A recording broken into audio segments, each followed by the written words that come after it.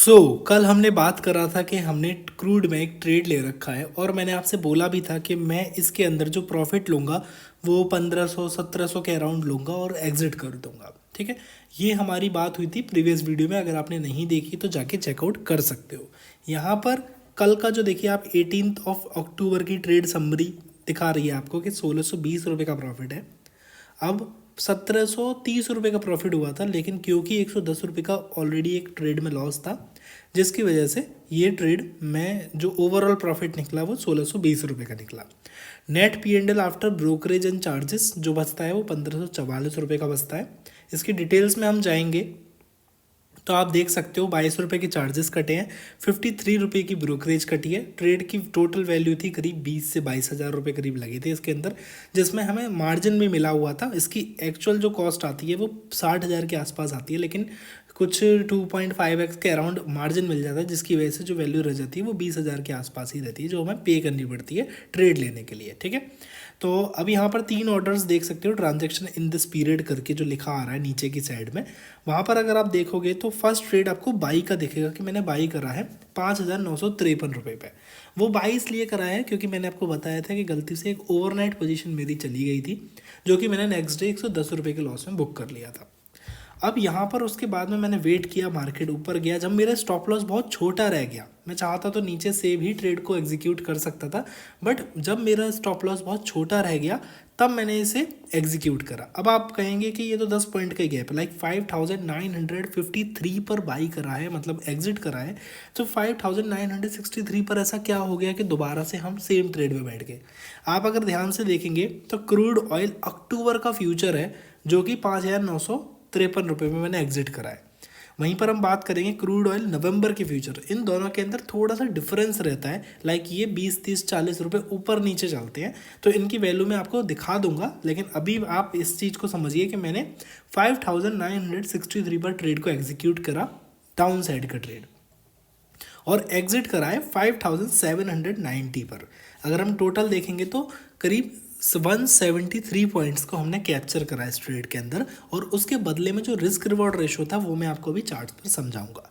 ये था total P and L. अगर हम बात करें मंथ के पी एंड एल की तो वो करीब अराउंड 11,000 के आसपास, ओवरऑल पी एंड एल 11,000 के आसपास पहुंच चुका है। एंड जो नेट है वो शायद 10 के अराउंड आएगा, लाइक 9,800 9,900 के अराउंड आएगा। ठीक है, तो अभी अगर हम कस्टम डेट करेंगे यहाँ पर एक की जगह, देखिए ये 1 अगस्त की जगह हम यहाँ पर अक्टूबर की डेट को क्लिक कर देंगे और 1 अक्टूबर से देखेंगे तो 9,836 रुपये का नेट पी एंड एल है, 403 रुपये के चार्जेस हैं, 847 की ब्रोकरेज है।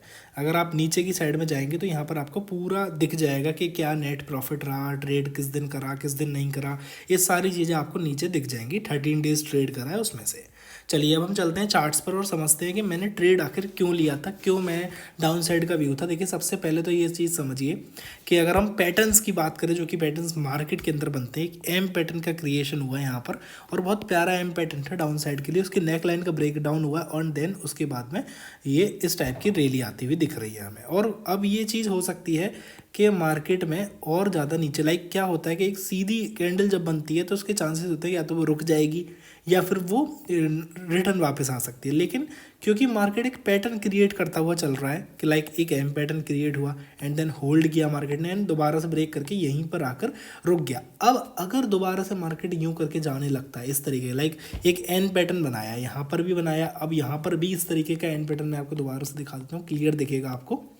एक एन पैटर्न टाइप मार्केट ने क्रिएट करा, अब दोबारा से हो सकता है एक एन पैटर्न और फॉल करके कर जाए। लेकिन मुझे ऐसा लगता है कि लाइक क्रूड के अंदर जो आता है, जो मूवमेंट होता है वो फास्ट होते हैं, लाइक आना होगा तो वो आ जाएगा, वो इतना वेट नहीं करवाएगा। अब इस चीज़ को समझो, यहाँ पर जो था मूवमेंट जब तक नहीं आ रहा था तब तक नहीं आ रहा था, ऊपर नीचे कर रहा था, लेकिन जब आया तो सीधा गया मार्केट, फिर वो रुका नहीं।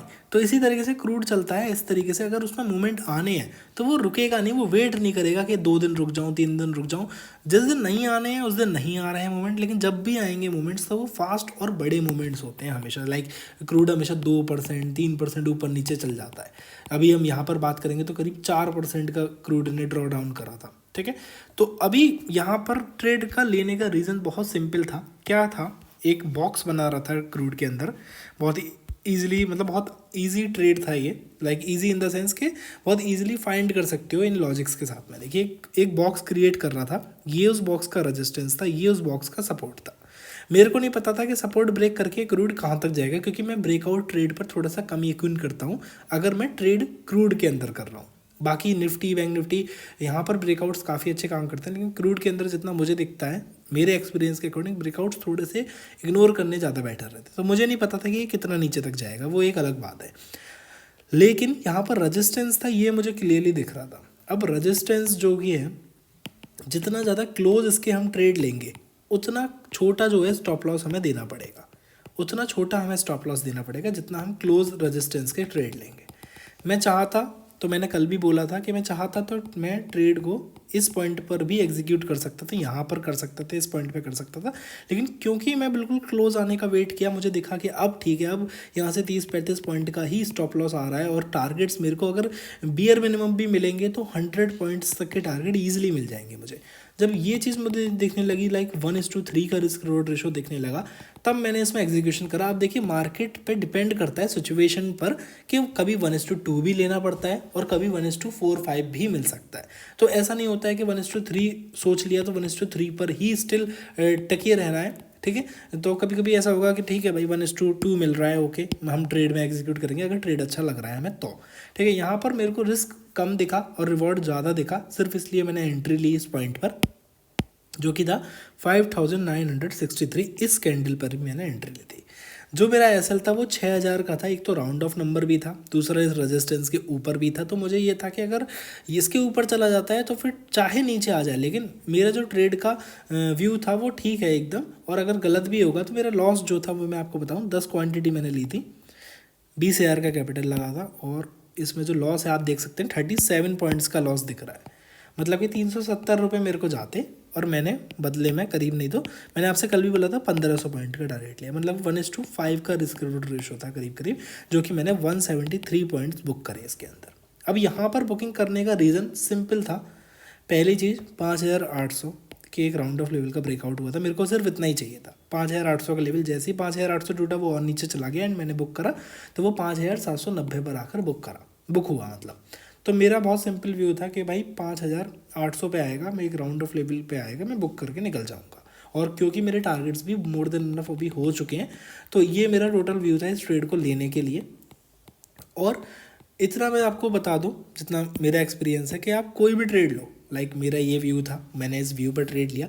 आप रिस्क रिवॉर्ड रेशो का ध्यान जब तक रखोगे, जब तक आप रिस्क छोटा लोगे, रिवॉर्ड ज़्यादा बड़ा देखोगे, तो आप ओवरऑल मंथ एंड पे अच्छा प्रॉफिट जनरेट कर पाओगे। अगर आप देखने लगे, ट्राई करने लगे, लाइक हर पॉइंट से ट्रेड लेने लगे, कभी किसी में 20 पॉइंट का स्टॉप लॉस ले रहे हो, 10 पॉइंट का टारगेट ले रहे हो, 10 पॉइंट का टारगेट ले रहे हो, 50 पॉइंट का स्टॉप लॉस ले रहे हो, इस टाइप की चीज़ें जहाँ पर आपका स्टॉप लॉस डिसाइड नहीं है, वहाँ पर आप कहीं ना कहीं दिक्कत कर सकते हैं। क्यों? स्टॉप लॉस हमें यही हेल्प नहीं करता कि ठीक है भाई एक लिमिटेड लॉस होगा, ये भी हेल्प करता है कि हमारे पास में क्लियर कट रीज़न और जगह होती है जहाँ पर हमें एग्जिट करना होता है कि भाई इसके ऊपर नीचे मैं नहीं स्टॉप लॉस, मतलब इससे ज़्यादा ऊपर नीचे मैं लॉस नहीं ले सकता, तो मैं इस पॉइंट पर आके स्टॉप लॉस कर लूँगा, स्टॉप लॉस अपना ले लूँगा, एक्सेप्ट कर लूँगा। तो स्टॉप लॉस हमें बहुत सारी चीज़ों में हेल्प करता है। अगर आपके ट्रेड का, देखिए ट्रेड जब भी ले रहे हो हमेशा ट्राई करो कि मैं स्टॉप लॉस पहले ढूंढूं। अगर स्टॉप लॉस आपको बड़ा दिख रहा है या मिल नहीं रहा है, डेट मीन्स वो ट्रेड कहीं ना कहीं आपके लिए बेकार है या फिर रैंडम ट्रेड है वो, जिसके अंदर हमें स्टॉप लॉस नहीं दिख रहा है, ठीक है। तो स्टॉप लॉस बहुत ज़रूरी है। सबसे पहले ट्रेड ढूंढने से पहले हमेशा ये ट्राई करो कि मैं क्या देखूं, स्टॉप लॉस पहले ढूंढूं, टारगेट बाद में देखी जाएगी। टारगेट तो ठीक है भाई आ जाएंगे, लेकिन स्टॉप लॉस सबसे पहले डिसाइड होना चाहिए। दूसरी चीज़, मैं हमेशा सिस्टम पर ही स्टॉप लॉस को रखता हूँ, टारगेट्स को सिस्टम पर नहीं रखता हूँ, लेकिन स्टॉप लॉस को सिस्टम पर लगा कर रख देता हूँ। जैसे ही मैं ट्रेड में एंट्री लूँगा, कल भी अगर आप वीडियो में जाके चेकआउट करेंगे तो वहाँ पर भी आपको दिखेगा कि स्टॉप लॉस सिस्टम में लगा हुआ था 6000 रुपये का। तो इसीलिए जब भी आप ट्रेड लो, सबसे पहले क्या करो, जो स्टॉप लॉस आपने डिसाइड करा है उस स्टॉप लॉस को लगा कर रख दो, ताकि कोई भी रीज़न हो, कोई भी चीज़ें हो, फ्लक्चुएशंस हो मार्केट के अंदर, मैनिपुलेशंस हो, सारी चीज़ें हो, आप उससे बचे रहो और आपका जैसे ही हिट हो वो एग्जिट हो जाए अपने आप, वहाँ पर आपको कुछ ना करना पड़े। बाकी इसका बहुत सिंपल लॉजिक था और ऐसे ही सिंपल लॉजिक से ट्रेड लिए जाते हैं। इससे पहले के जो भी 18 दिन गए हैं अभी मार्केट में, जिसमें से 13 दिन का जो ट्रेडिंग सेशंस थे, उसके अंदर भी ऐसे ही सिंपल लॉजिक्स हैं। अब अगर आगे की बात करेंगे हम लोग कि आगे क्या मार्केट कर सकते हैं। देखिए सबसे पहले तो अभी मेरी कोई ऐसी थिंकिंग है नहीं कि आगे क्या करेगा तो मैं क्या करूँगा, लेकिन अभी अगर देखा जाए ओवरऑल तो मुझे एक चीज़ दिख रही है कि इस पॉइंट पे मेरे को एक सपोर्ट दिखता हुआ नज़र आ रहा है इस पॉइंट पे। अब अगर मार्केट यहाँ पर आता है, ठीक है, अब अगर मार्केट सपोज करो क्रूड ऑयल यहाँ पर इस पॉइंट पर पहुँचता है, तो मेरा बहुत सिंपल, पहली बात तो आना थोड़ा सा टफ लग रहा है, मुझे लग रहा है ये ट्रेंड लाइन को फॉलो भी कर सकता है, इस टाइप की एक ट्रेंड लाइन बना सकता है और इसे भी फॉलो कर सकता है। अब अगर ये फॉलो करता है तो बहुत अच्छी बात है, कर लेगा, मेरे को इतना कुछ नहीं है। लेकिन अगर नहीं करता है तो फिर मेरे लिए बहुत अच्छा जो ट्रेड बनेगा, सबसे बेस्ट जो ट्रेड बनेगा वो क्या बनेगा, जब क्रूड यहाँ पर पहुँचे मैं इसके नीचे का एक स्टॉप लॉस डाल के यहाँ तक के टारगेट्स के लिए होल्ड करना स्टार्ट कर दूँ। ये मेरे आने वाले टाइम में क्रूड में रहेगा। अब देखते हैं मंडे को क्या होता है, कैसे खुलता है, कहाँ पर ओपन होता है, क्या मूवमेंट देता है। अभी बहुत नीचे की बात है ये, करीब नहीं तो 350 पॉइंट नीचे का व्यू है मेरा। अगर यहाँ पहुँचता है तो, अगर नहीं पहुँचता है तो फिर इसी पॉइंट पर कहीं देखेंगे कोई ट्रेड बनता है। लॉजिक बताऊँगा, रीज़न बताऊँगा, स्टॉप लॉस को डिसाइड करेंगे मिलकर और देखेंगे कि क्या टारगेट्स आते हैं। स्टॉप लॉस होता है तो कितना स्टॉप लॉस हो रहा है, हमेशा स्टॉप लॉस छोटा, टारगेट थोड़े से बड़े, 1:3, 1:4। ऑप्शन बाइंग मतलब कि इस टाइप की ट्रेडिंग में आपको टारगेट थोड़े से बड़े, रिस्क रिवॉर्ड रेशियो 1:2 से भी ज़्यादा लेकर चलना पड़ेगा, तब आप ओवरऑल प्रॉफिट कमा पाएंगे मार्केट से। बाकी अगर इस टाइप की सीरीज़ आपको पसंद आ रही है तो कमेंट्स में मेरे को बता देना, क्योंकि मैं कंटिन्यू हर दिन आपको ये एनालिसिस, सारी चीज़ें कि क्यों लिया ट्रेड, कैसे लिया, ये सारी चीज़ें मैं आपको बताने वाला हूँ। अगर आपको पसंद आ रही है तो कमेंट्स में बताना और फॉलो एंड सब्सक्राइब करना मत भूलना। ठीक है, मिलते हैं नेक्स्ट वीडियो के अंदर।